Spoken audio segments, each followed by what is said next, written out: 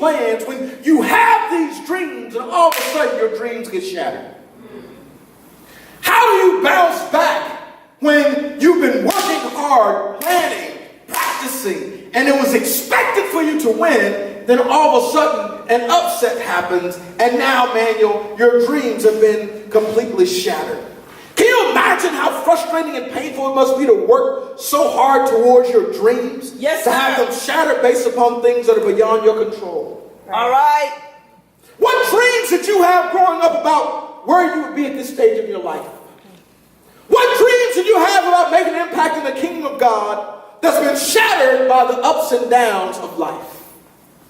What dreams did you have growing up? You said, one day when I grow up, I'm going to be thus and so. Just to have life come in and shatter your dreams. Teach, Pastor Carl. You had plans, you had a goal, but you had a child when you were young, and all of a sudden now life has shattered your dreams. You had plans, you had goals of things you wanted to do, but all of a sudden life comes in. So what do you do when you got dreams and life comes in and shatters your dreams? Just stick with me on this morning. Y'all gonna make me work on today. This is good. See, whatever happened to your educational dreams? What happened to your business dreams? What happened to your family dreams? What happened to your dreams to make the world a better place because of your presence?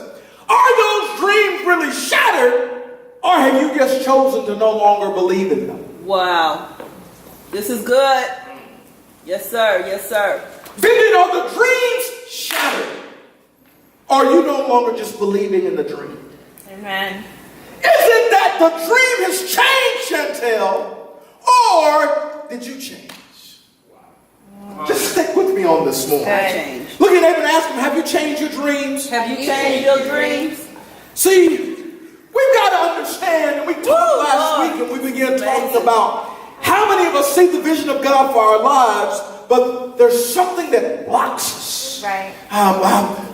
We have this vision, we have this plan, we have this dream, but there's something that tends to get in the way and keeps us from achieving, Ralph, everything that we set out to do. We can see something, but it's hard to get to it. We can see it on the other side, but we don't have any idea of how to get to the other side. I can see that it's over there, but there's no bridge that's visible that connects it for me to get from point A to point B. So I can see it, Manuel, but I don't have any way of understanding how to execute it. So therefore, it's important to understand, and we talked about it last week, that although you may see something, your brain can interpret something totally different in order to protect you from your perceived threats. We talked last week about in the 1960s, Paul McLean wrote a book dealing with anatomy and the evolution of the brain, in which he talked about the three primary areas of the brain and how they function in everyday thinking. I'm pretty sure after last week's sermon,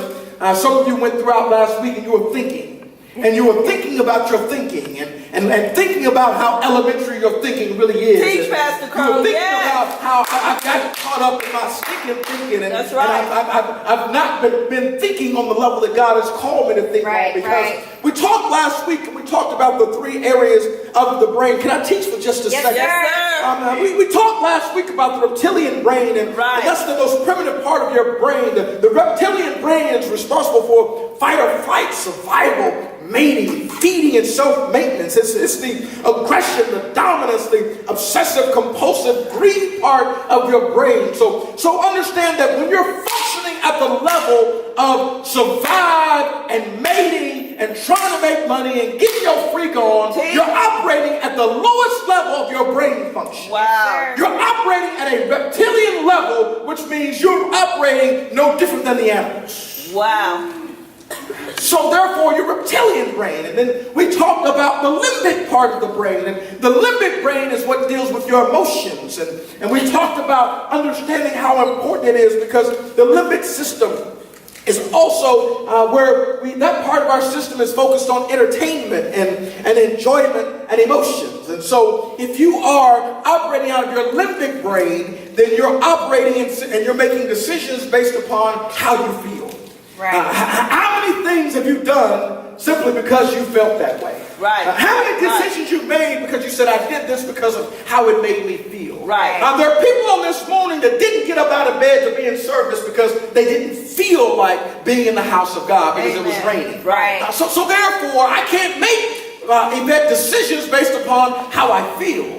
And so therefore, when we talk about the limbic system wants us to be entertained. And so oftentimes what happens is that we vacillate and move back and forth between our reptilian brain and our limbic brain, which means we want to make money, we want to have babies, and we want to be entertained, and we want to be in our emotions. Right. And so therefore the enemy said, listen, let me keep you right here. Let me make sure that you don't have the ability to operate outside of these two, because he definitely doesn't want you to begin to operate out of your neocortex part of your brain. Right. The neocortex is the part of your brain, Vivian, where you begin to think.